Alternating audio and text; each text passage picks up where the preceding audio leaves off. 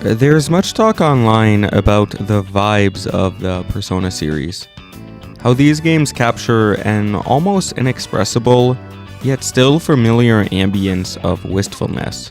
They all, in various ways, crystallize this mood of youthful, carefree, yet still focused nostalgic joy.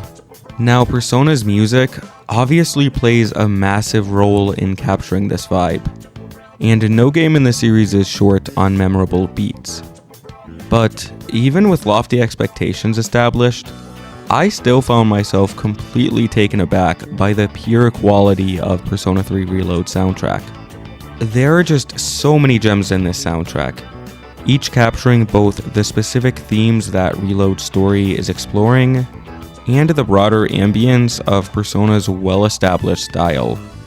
And among all these hits, I can't think of a better exemplary of the beauty expressed by this soundtrack than my personal favorite Persona song ever, Color Your Night.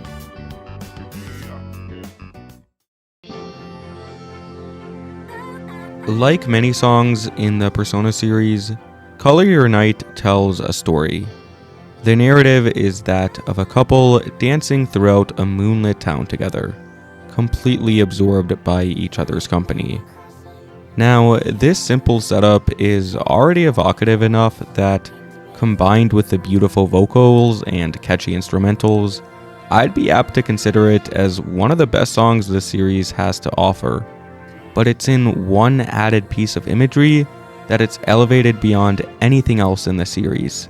There's this repetitious expression throughout the song that the town itself is being colored by the light of the couple.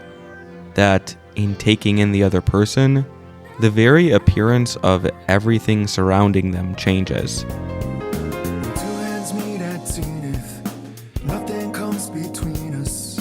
Dancing like ballerinas under the moonlight all night long. How these plain and simple scenes get painted so vividly by you. I just wanna stay with you. Now, this one image in this one line of lyrics is honestly one of the coolest ideas ever expressed in a Persona game. It depicts a way of seeing the world that is at once strange, yet at the same time entirely intuitive. We tend to think that we have this purely objective, materialist perspective, that we see things purely as they matter-of-fact are. But the truth is that most of us, most of the time, naturally give reality a relational tint.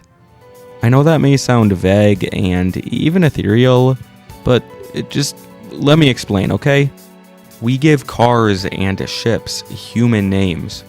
We assign personable qualities to our pets, and we can't help but assign personalities to purely natural phenomena. The angry thunderstorm, the calm lake, the restful forest. These should be nonsense sentences.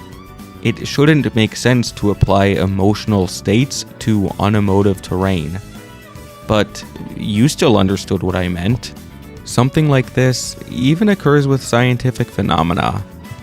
A decade or so ago, astronomers found out that Pluto and its biggest moon, Charon, actually orbit each other. Both are affected by the other's gravity and are moved by the other.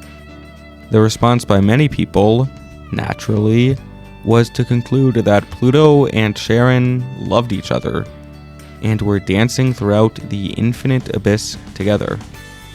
Does that make sense to you? It shouldn't. We're talking about purely gravitational forces affecting random celestial bodies billions of miles away from us.